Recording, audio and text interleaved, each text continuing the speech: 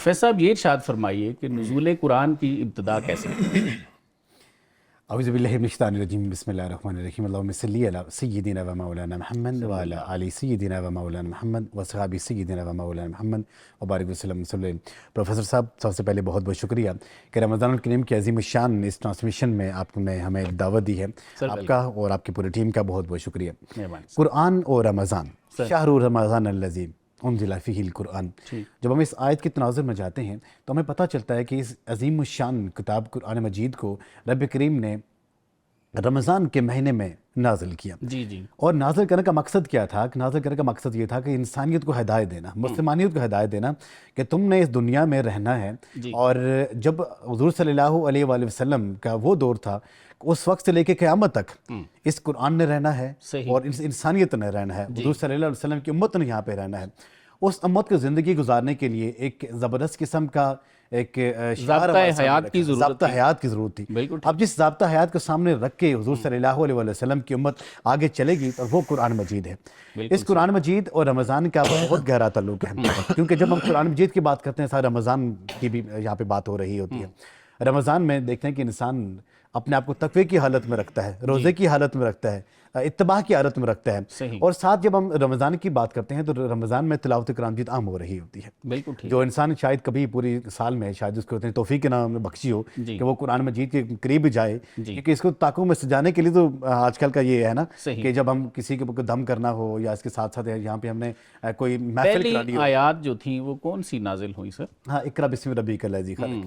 اس کی تناظر میں جب ہم یہ دیکھتے ہیں کہ رب کریم نے اپنے محبوب صلی اللہ علیہ وسلم کو 40 برس کی عمر میں جب پہلی وحی حضور صلی اللہ علیہ وسلم پر آتی ہے تو اس میں مجھے اس طرف اشارہ ہے کہ حضور صلی اللہ علیہ وسلم جب 40 سال کی عمر میں ہو تو یہ پہلے جو آیت وہاں پہ اتری ہے، پہلی وحی اتری ہے، اور یہ جو نزول قرآن مجید کی ابتدا تھی۔ پروفیسر صاحب یہ ارشاد فرمائیے کہ قرآن کہتا ہے وَيُضِلُّ بِهِ كَثِيرًا وَيَهْدِي بِهِ كَثِيرًا، بے شمار لوگ اس کو پڑھ کے گمراہ ہو جاتے ہیں اور بے شمار اس سے ہدایت بھی پاتے ہیں۔ تو یہ ارشاد فرمائیے کہ یہ قرآن گمراہ کن لوگوں کو کرتا ہے؟ قرآن مجید گمراہ کن لوگوں کو کرتا ہے؟ بہت ہی اچھا ماشاءاللہ یہ سوال ہے، اور میں یہ سمجھتا ہوں کہ دور حاضر کی جب ہم مثال دیتے ہیں تو اس کی اشد ضرورت ہے کہ ہمیں جاننا چاہیے کہ ایک لوگ تو وہ ہوتے ہیں کہ جو گمراہ ہوتے ہیں، ایک وہ لوگ ہوتے ہیں جن کو قرآن گمراہ کرتا ہے۔ اب وہ اپنا مقام دیکھیں، جن کو قرآن گمراہ کرتا ہے پھر ان کا کیا مقام ہوگا دنیا میں۔ اس کی ایک مثال میں آپ کے سامنے یہاں پہ رکھوں گا کہ دیکھیں عصر حاضر میں کہ جو ہمارے سب سے قریب ہوتا ہے اور جو ہمارا دوست ہوتا ہے، ہمارا محبوب ہوتا ہے، جب ہماری جدائی ہوتی ہے اس کے ساتھ تو پھر وہی گمراہ ہو جاتا ہے، پھر ہم اس کی شکل بھی دیکھنا نہیں چاہ رہے ہوتے۔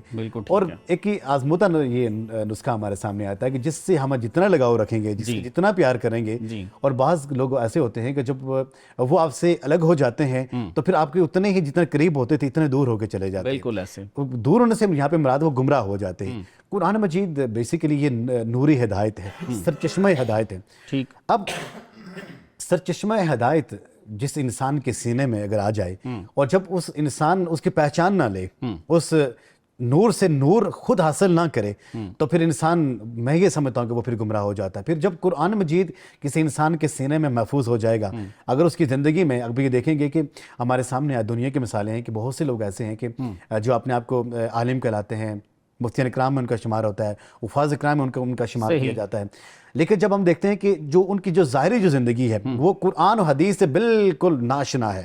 آخر یہاں پہ یہ چیز سمجھنے کی اگر آخر ایسا کیا ہے، لوگ ان کے اوپر بلیو کرتے ہیں کہ بھائی آپ ہمارے علامہ ہیں، آپ ہمارے حافظ ہیں، لیکن جب ہم ان کی جو زندگی کی مطالعہ کرتے ہیں، جو ان کی خد و حال دیکھتے ہیں، ان کی عملی زندگی کا مطالعہ کرتے ہیں، وہ ان سے قرآن اور حدیث سے وہ دور ہوتے ہیں۔ تو کہنے کی یہ بات ہوتی ہے کہ قرآن ان لوگوں کی زندگی میں آیا لیکن انہوں نے قرآن کو چھوڑا، جب وہ قرآن کو چھوڑیں گے تو پھر قرآن نے ان کو چھوڑ دیا، اور جس کو قرآن چھوڑ دے وہ پھر گمراہ ہو جاتا ہے۔ اور ایک اور بات کہ جس کو رب ہدایت دے، اللہ کہ جس کو رب ہدایت دے تو وہ ہدایت والا ہوتا ہے، اور جس کو رب ہدایت نہ دے تو وہ بے ہدایتوں کی لسٹ میں وہ بھی آ جاتا ہے۔